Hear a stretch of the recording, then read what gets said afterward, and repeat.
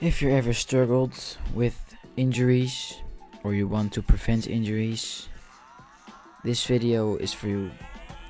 When I was a bit younger and I played in the under 14s, I got a pretty worse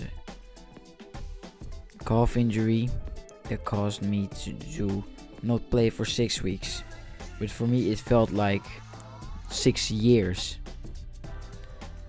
So to help you prevent it and not get the same kind of injuries that I got, I have here a quick, not very quick, but it's a full guide for you to prevent your injuries. And you know, injuries are just by far the most annoying thing, because you can't do the thing that you want to do, is to play hockey, sitting on the sideline doing nothing. And I have 3 important steps you must follow to prevent them. So the first step I would like you to do, if you want to prevent the injuries, of course, is foam rolling and stretching. And this is always a good thing. It doesn't matter how much you play. If you're playing competitive games right now every weekend, or if you have vacation and you're on holiday, or you are in the pre-season and you're already having a bit of training but not really actively yet, you need to be foam rolling and stretching. The process of foam rolling is the fact that you put pressure on the muscle you want to release. So in the picture you can see he is putting pressure on his hamstring, and this gives a sort of signal in simple manner, like, oh well, there's putting pressure on me, I can relax this muscle now, so it's fine, I don't have to activate it or anything, it's just fine, you can release it. And you can do it with all kinds of muscles. You can do it with the quads, with the hamstrings, hips, glutes, groin, calves, back, almost every single major big muscle in your body. So that's the first thing you want to do, and this is actually before you want to play a game or as a recovery session. It doesn't really matter. But if you want to foam roll and stretch before a game, that's really useful. And when you've done foam rolling and you got all the muscles loose, you can go continue with stretching. You can stretch the exact same muscles that you've released. Once you've done that, we can go on to step 1.2 or 1.1. Or as it's like here, step 2, activating. This is after you've done foam rolling and stretching, the most important part. The foam rolling and stretching is important, but when you don't have the time to do it, because it takes quite some time, but it's definitely necessary to do, you can activate, because this is just 5-10 minutes work maximum. You will be needing these small resistance bands with not too much resistance, but if you buy a couple of these 3, for example, you will have medium, hard and easy or something with how much stretch it has. So what you need to do is just activate the glutes. You can do band walks and clams, as they're called. So you can fire up your glutes, and it sounds very silly because your glutes, you're sitting on it all day. But if you don't activate them, they won't be used, and then there will be more pressure on other muscles like the quads and the hamstrings, and this way it's bigger risk of injury, and we don't want that. We want to prevent the injuries, of course. That's why I made this video.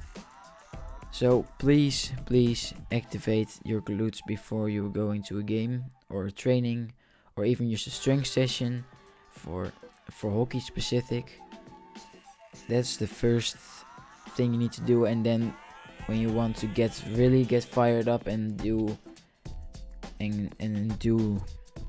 body, it's just when you done the activation, it's very important that you then integrate everything that you've activated and stretched into bodyweight exercise like squats and lunges. And you can just do a couple of reps, not too many, not with weights, because that makes it already with a strength and you don't want to do that yet.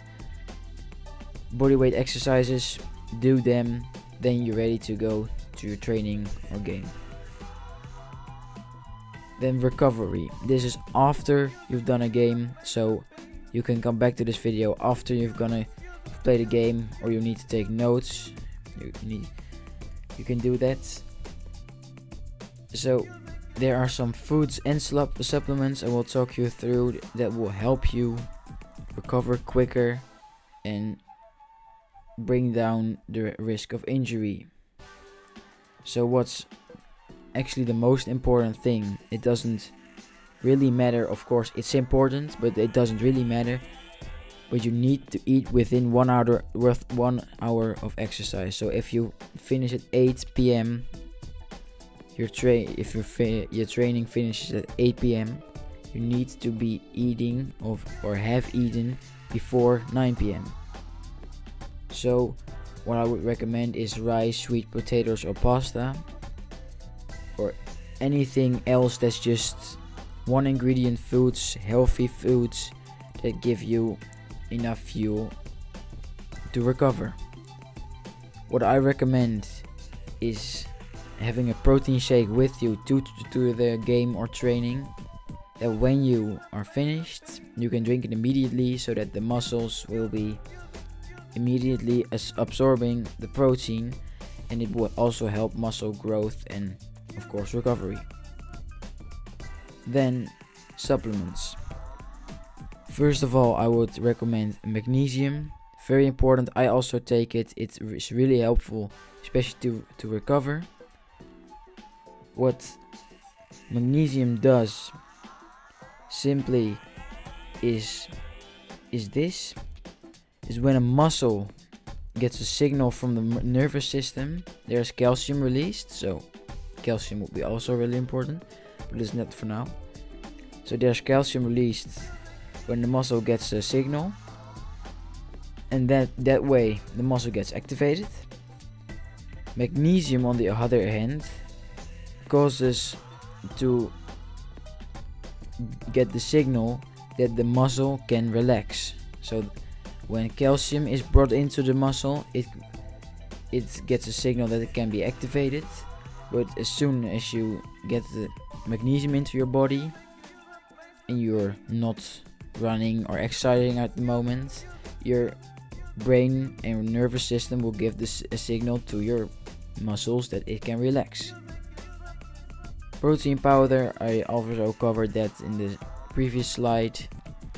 That's important for muscle growth, but overall protein is really good for your muscles, so just invest in some whey or casein protein and just do 2 protein shakes a day, and the first one before breakfast and the second one after training. Then vitamins B, C and D, I would recommend you take those. You can take supplements for B, C and D, but the C you can get of course from a lot of fruits, and vitamin D you can also get from supplements and being out in the sun. So please get some sunlight every day. And as last, calcium. When you recognize that you don't eat very much of the things you see in the picture on the right, I would recommend you also get some supplements for calcium. And then a last, which isn't in this slide, but it's also very useful, which I also find very useful, especially in the summer when you're sweating a lot during exercise, and of course when you're doing your best you're always sweating when you're playing hockey, of course. But what's really the thing is that you lose minerals when you're sweating, and those are building blocks, you can say, for your muscles, so you lose them while you're sweating.